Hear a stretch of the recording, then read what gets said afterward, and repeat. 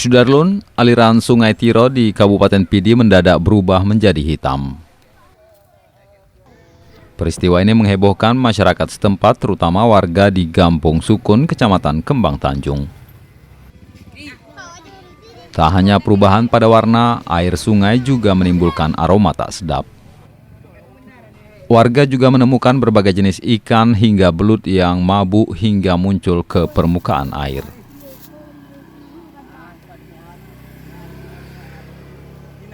Meski khawatir akan menimbulkan efek gatal pada kulit, kehadiran ikan-ikan di permukaan air ini menjadi buruan warga.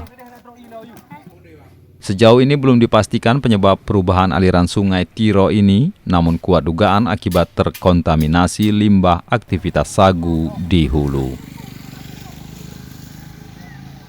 Dari Sigli, Muhammad Nazar, Serambi On TV.